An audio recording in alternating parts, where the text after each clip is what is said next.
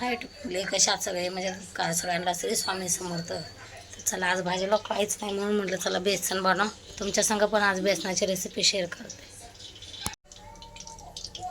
तेल घेतलंय चांगलं कडक तापून जिरं टाकते.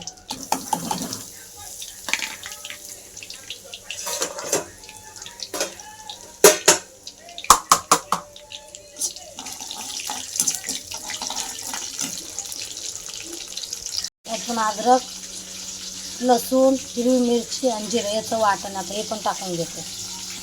आता मिरची घेते टाकून. हां बघा चांगलं परतून घेतलं. माझ्याकडे काही कढीपत्ता नाही म्हणून जिरं, हिरवी मिरची, लसूण, अद्रक मस्त टाकलं आणि आता हे पाणी टाकून घेते. आणि मिक्सरच्या भांड्यामध्येच मी पाणी घेतलं. पाणी काही जास्त टाकलं नाही. बेसन कमी करायचं, पाणी जास्त कशाला. आपलं जेवढं बेसन करायचं तेवढंच पाणी टाकलं. आता मस्त गॅस फास्ट केला. स्लो होता, मिरची तळायची होती म्हणून. मीठ चवीनुसार.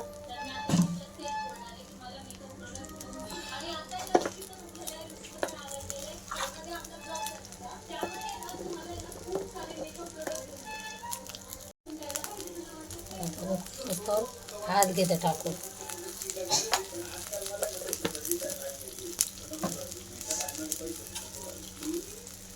त्याला चांगलं उकळी आणून द्यायचे.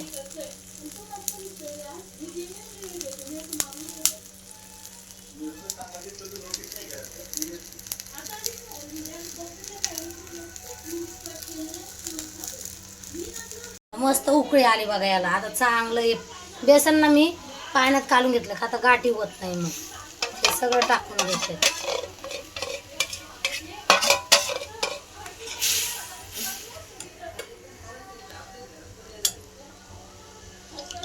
थोडं होतं याच्यात एक पण चांगलं घेऊन घेते.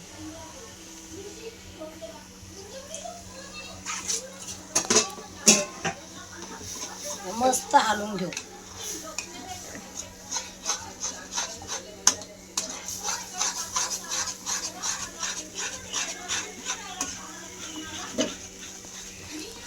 पटकन होणार रेसिपी. कधी भूक लागली पटकन माणूस बेसन हे आवडीनेच खातं. पण या सांगते ज्वारीची भाकर पाहिजे ना या बाजरीची, अजून चवदार लागतं. वर कर ना. आता झाला तर आपण कोथिंबीर टाकून घेऊ. कारण तुम्हाला बेसनात जेवढी कोथिंबीर टाकली तेवढी आवडते.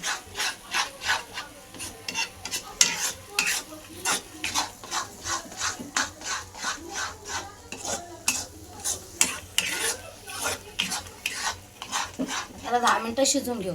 चांगलं काढत नाही असा. आपण याला मस्त शिजून घेऊ.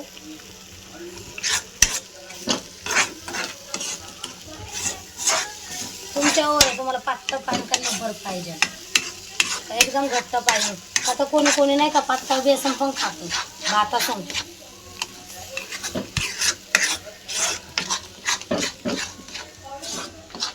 आता बेसन बघा. आनंद बघा आता कांदा फोडतो बेसनासोबत खाण्यासाठी.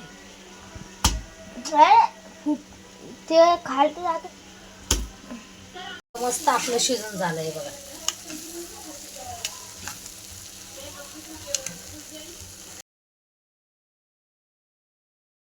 कसं झालं नक्की मला कमेंट करून सांगा.